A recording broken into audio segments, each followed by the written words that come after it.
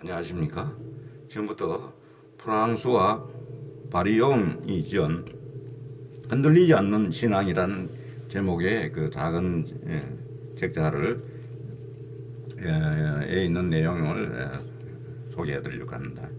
이 소제목으로는 믿는 기쁨, 사는 기쁨 해가지고 1권에 흔들리지 않는 신앙이라는 이 소책자를 내고 있습니다. 그래서 여기 보면 중요한 신앙의 핵심은 제일 먼저 나오는 게 신앙의 핵심이 나오는데, 신앙의 핵심에서는 우리는 시대를 살고 있다. 이 시대는 시기와는 기간과는 다른 것이죠. 어떤 의미가 있는 기간을 시기라고 얘기합니다. 어떤 우리가 말하는 여기 시기라고 얘기하는 것은 시대라고 얘기하는 것은 중대한 결단을 요구하는 도전을 받지 않는 그런 시기다. 그게 이제 그 기간이고, 시대란 무엇인가 일어나는 시간, 인간의 본질인 자유가 도전받아 잠을 이룰 수 없는 시간이다. 시대란 이런 어떤 대가를 치르더라도 마비 상태로부터 탈출해야만 하는 진정으로 결정적인 순간이다 해서 여기 이제 시대를 이야기하고 있는 부분이 있고, 이어서 우리는 시대를 살고 있다. 이것은 확 의심할 여지가 없다. 우리가 중대한 결단을 내려야만 한다. 우리는 그것을 피할 수 없다. 결단. 나는 아주 여러 번 이 단어를 말할 것이다. 곧 우리는 우리가 내린 결단에 값하는 존재라는 것.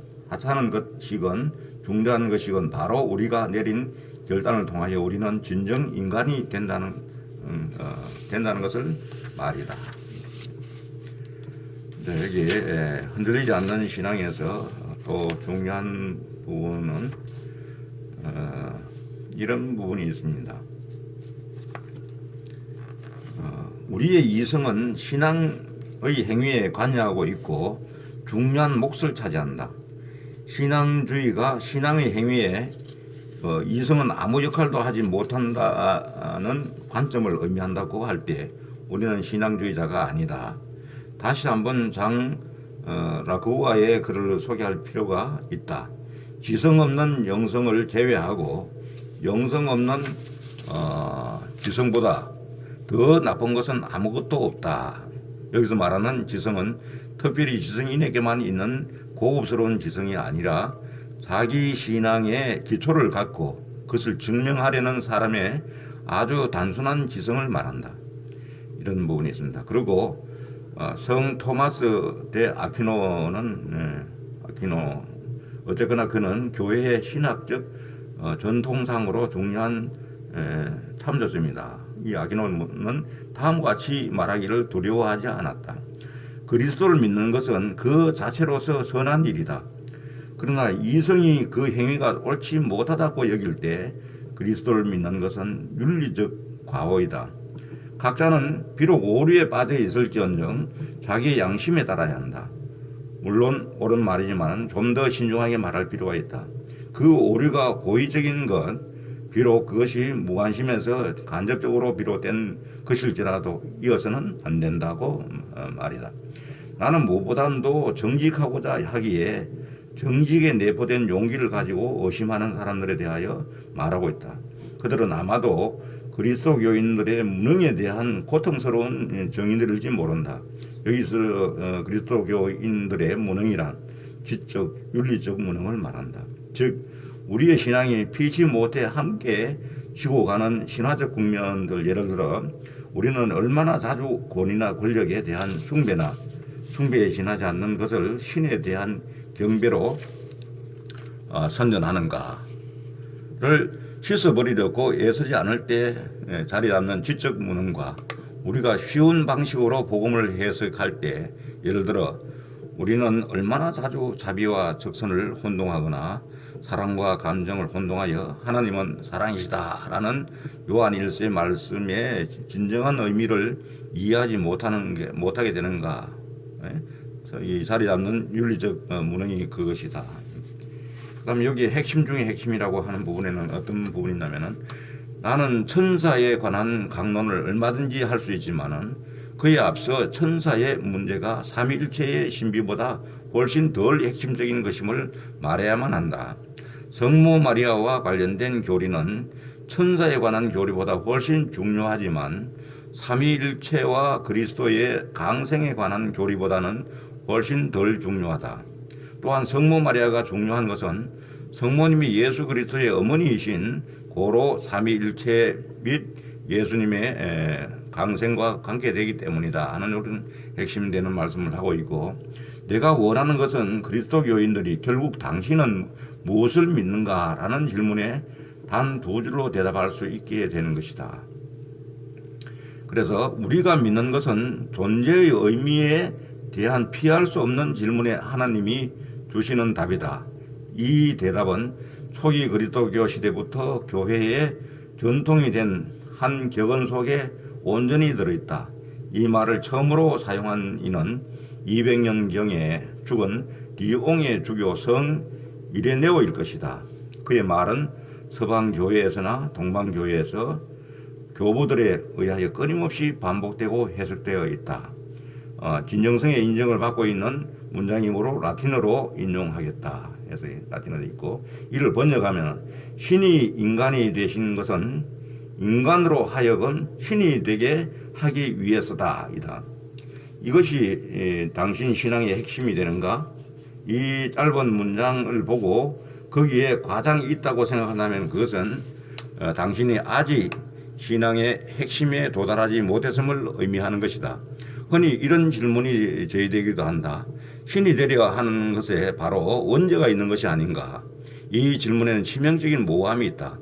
그렇다. 원죄는 자기 스스로의 힘으로 신적 존재가 되려는 것이다. 그러나 원죄가 아닐 뿐 아니라 신앙의 핵심이기조차 한 것은 우리의 신화라는 진정 놀라운 그 선물을 받아들여야만 한다는 것이다. 이 신앙의 핵심을 표현하고 있는 것으로 제시한 위의 격언은 교회의 가장 전통적인 믿음의 전부이다. 이렇게 이야기하고 있고, 그 다음에는 하나님의 강생과 인간의 신화, 이 두 진리는 떼려야 뗄 수 없이 연결되어 있다. 영원 불변하는 신앙의 핵이다. 이렇게 얘기하고 있고, 성화와 은총에서는 은총이란 순수한 베품을 뜻한다. 그리고 거룩하게 하는 것, 즉 성화란 신화를 의미한다. 신화, 신이 되는 거죠.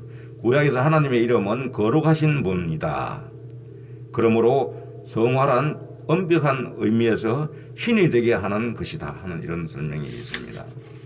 우리는 모두 성화의 은총이 있다는 것을 배워 안다. 그러나 아마 누구도 그것이 우리가 신적인 존재가 되게 하는 것이라는 점을 분명히 말하지는 않았을 것이다 하는 부분이 있고, 내 생각에 구원이라는 말은 다음과 같은 네 가지 질문을 끌어들입니다. 누가 구원되는가? 누가 구원하는가? 무엇으로부터 구원하는가? 무엇에 도달하기 위하여 구원하는가? 하는 이런 질문입니다. 여기에 대해서 답변할 수 있어야 되는데, 여기서는 이제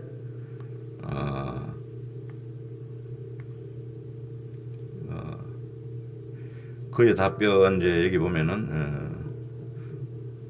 마르쿠스주의자들의 어떤 그 질문에 대한 답변을 받아서 우리 그리스도인들의 답변을 정리했습니다. 누가 구원되는가에 대해서는 인간이, 누가 구원하는가에서는 예수 그리스도께서, 무엇으로부터는 정죄적 소외보다는 훨씬 깊은 소외인 죄에 의해 배가 된 인간의 유한함으로부터, 그 무엇에 도달하기 위해서인가? 계급 없는 사회가 아니라 거룩해진 영원한 생명, 그러나 보다 정의롭고 보다 형제적인 사회를 향한 인간적인 저항을 배제하지 않는, 지금 우리가 우리의 힘닿는 데까지 보다 정의롭고 보다 형제적이며 보다 깊이 인간적인 세계를 만들기 위하여 일하지 않으면 우리는 거룩해질 수 없고 하늘나라에 갈 수가 없다는 사실을 말해주자.